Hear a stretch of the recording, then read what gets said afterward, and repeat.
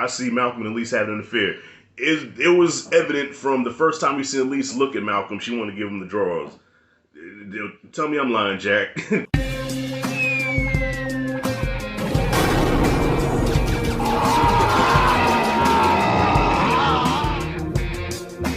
Alright, y'all, so I'm a little late with this one, but look, better late than never. So, Godfather of Harlem Season 3, Episode 2 in the books. So this was kind of a mellow episode, not a whole lot going on, but still setting up for a lot of stuff that's to come, seems like. And for some reason, I'm watching this episode, right? I'm thinking there's gonna be a lot of historians out there that watch the show. It's probably gonna be like, oh, this is bullshit, that's so inaccurate, whatever. Look, man, this is no different than what Tarantino did with Once Upon a Time in Hollywood when he changed the whole Manson murder thing, okay? It's their own spin, their own twist on history, okay? And it says, it's based off of true events. It's not going to go, beat by beat of everything that happened. So I had to do my own research on Joe Colombo, because I saw Joe Colombo in the Godfather series. What's that called? The Offer, right? So I've always heard of Joe Colombo, but I really never knew much of him. So when I watched The Offer, I said, okay, this is their version of Joe Colombo, but now we go to Godfather of Harlem, and he was under Chin, right? Who's now in prison, so he's taking over for Chin while he's in jail. But I said, okay, I know Chin had his own family, all right, and Colombo also had his own family, so I said, wow, so he came up in the ranks, took over as boss temporarily, then branched off and got his own family. Had to research that, and come to find out that's really not true.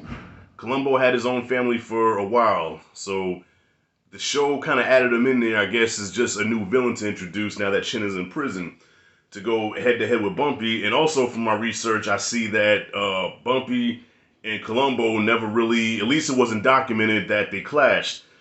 But assuming that both of them were in New York, all right, and I'm pretty sure Colombo had some ties in Harlem, I'm pretty sure him and Bumpy had a couple of, maybe not run-ins, but, a couple of interactions, but probably not on some ward shit, but just on some, what's up, all right, my nigga, all right, cool, something like that.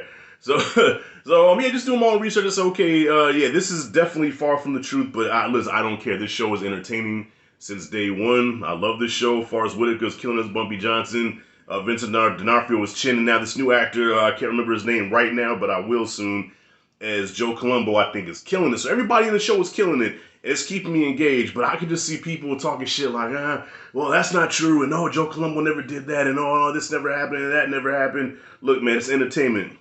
Just enjoy it for what it is, okay? That I think people get caught up on the historical part of it, and just, realize, okay, yeah, I can see if it was a documentary where it's supposed to show all the facts, but it's not doing that. It's a scripted show. That out the way.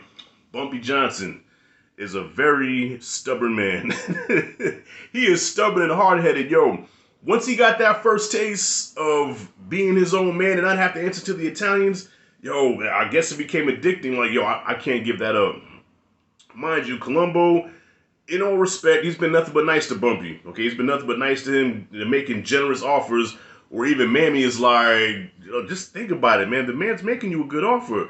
But Bumpy, that stubbornness, like, nah. I like being my own dude, man. I don't want to get in bed with these Italians. You can't trust them. They're slimy. They're this and they're that.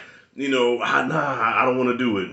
And now the Italians are starting to get frustrated. Like, dude, we're extending our hand. Okay, we're making you like an offer that nobody else is gonna get, and you still slap our shit away. Like, come on. But Bumpy is determined to have Harlem. Harlem is mine. No negotiations, no compromise, nothing. Harlem is mine. I have that. That is my shit.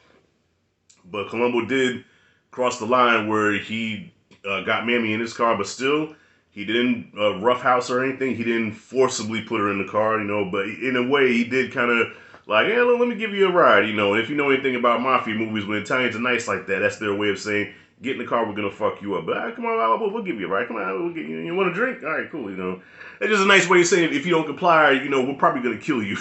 So he did cross the line when he did that with Mammy. But even she was like, yo, that's not a bad offer. Like, why are you making your life so hard? Now it's to the point where he wants to go to war. Go to war for, listen, war doesn't benefit nobody. Come on, war doesn't benefit anybody. if history has taught us anything, in war, everybody loses. So Bumpy's willing to go to war because of what he did with Mammy. I understand he's upset, and you know he did cross the line. Like, that's my wife. Okay, you did cross the line, but cooler heads need to prevail. Let's have a sit down. Let's figure out how to fix this. Okay, war is not the answer, because you go to war with the Italians. I don't think right now Bumpy has the manpower to pull that off. I mean, he got his two dudes on the side, right? And he does have his soldiers watching Malcolm. But if you start a war now, you're gonna have to take those soldiers away from Malcolm and go out there on the street and go to battle. Now who's gonna protect Malcolm? But speaking of which, he's about to go to Africa with Elise. And I think I can't be the only one that sees this coming. I see Malcolm and Elise having an affair. It was evident from the first time we see Elise look at Malcolm, she wanted to give him the drawers. Tell me I'm lying, Jack. She wants to give Malcolm the drawers, and I think he's going to take them and put it in his pocket and push his glasses up. All right. Like, she's going, and shout out to Betty, man. Like, look, I don't know if the real Betty would have allowed that. Look, any woman with any kind of sense, with any kind of female intuition knows when another woman is attracted to their man and when their man is attracted to another woman. So I know Betty has to see that. And the fact that she's allowing her, even encouraging her to go to Africa with brother Malcolm by themselves, that takes balls. That takes a lot of balls. He's going to be tapping it, you know. But of course, this is loosely based off of real stuff. So not to say that he had an affair on Betty, but I wouldn't put it past him, you know. Hey, Martin Luther King, yo, he's regarded as one of the greatest Americans ever. He's got a birthday named after him, you know. He is the black man. All right, he is the black man, Martin Luther King. But from what I was told, from what I read, he fucked around Coretta quite a lot, quite a bit. Yeah, he slept around. He got around like Tupac.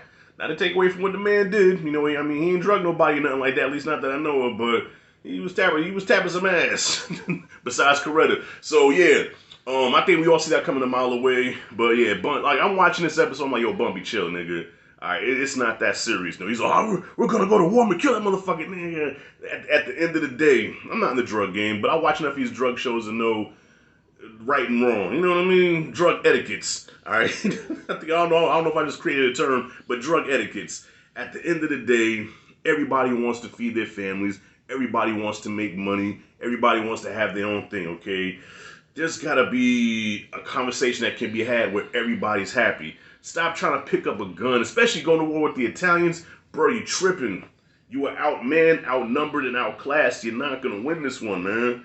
I'm sorry. Especially, you know, you got some brothers, too, that are willing to sell your ass out. I don't know why, but it's in our DNA. We quick to sell each other out.